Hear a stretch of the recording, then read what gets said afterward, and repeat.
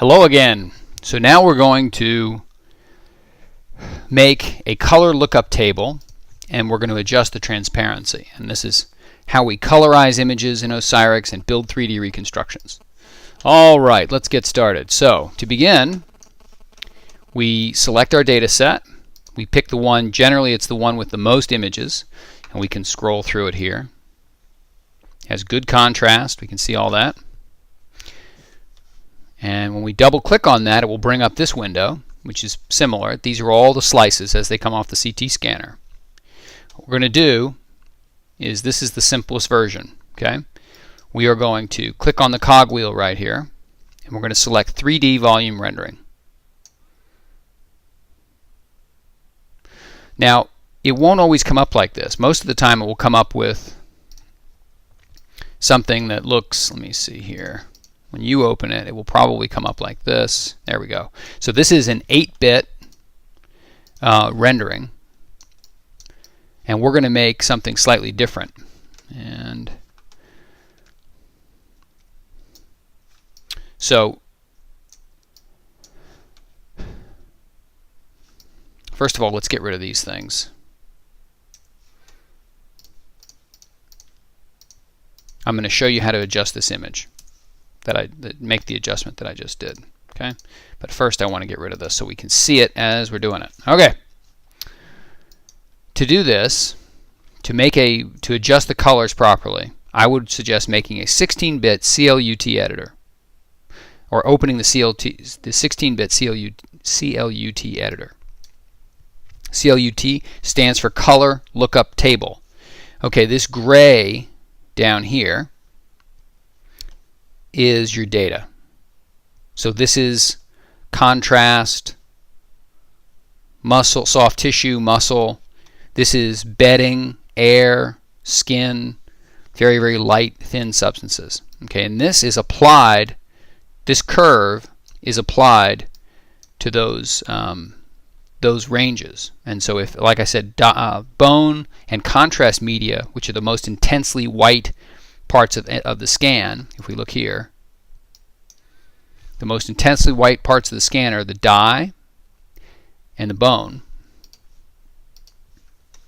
They're up in here. So if we take this curve and apply it to those, we see the dye and the bone. Okay? All right. So this is dye. Let me get in here and move around. And we can see that's dye in there, this contrast that's in here in the superior vena cava, and bone, and these are dental implants, I think. Okay, now that's fine, and we can adjust this, and I like to adjust it in this manner. So it looks like this. Those are my dogs barking. And all right, I turned shading on so it has a reflective instead of a transparent effect. Now what I'm going to do is I'm going to add a curve, and this is going to be skin. And like I said, skin and air are down here. So I'm going to take this curve and move it down here to apply color to air and skin. So if I push this all the way over, the air will become opaque. Okay, see that? The air is starting to become opaque. This is the piece of strapping they put over her head. That's very thin, so as we go up, it'll disappear very quickly. Skin is a little denser than that. If we keep going up, the skin will disappear, and we'll see the vessels and the muscle and the soft tissues underneath. And if we keep going, we'll see just the bone. All right, we want to do two things. We want to adjust the colors so that they complement, so that and these are just colors that I like. You can use whatever colors you want, but I like these colors to complement these colors. All right. And the next thing we're going to do is the height of these dots, and these dots are the colors that are applied to our data. The heights of these dots mean how opaque they are. So if we raise a dot, it becomes opaque. The black becomes opaque. The blue, as we raise it, it becomes more intense and more opaque. As we lower it, it becomes more transparent. If we lower all of them, they will all become more transparent, and we'll be able to see underneath. Okay? And so what we want to do is we want to tinker with these until we get, oh, I just added one. I'm going to delete that by hitting the delete key.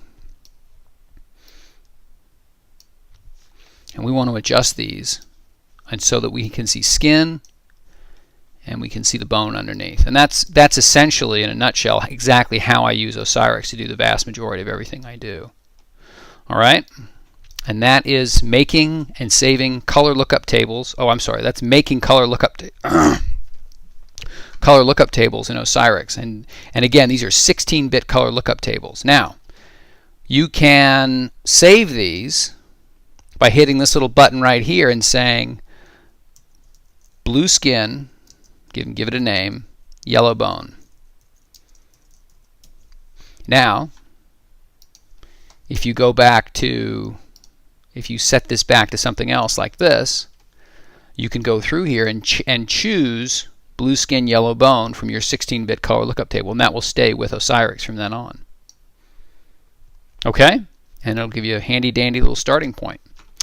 And that's it. In the next teaching movie, I'll show you how to make this thing move. Okay? So I think that is it for now.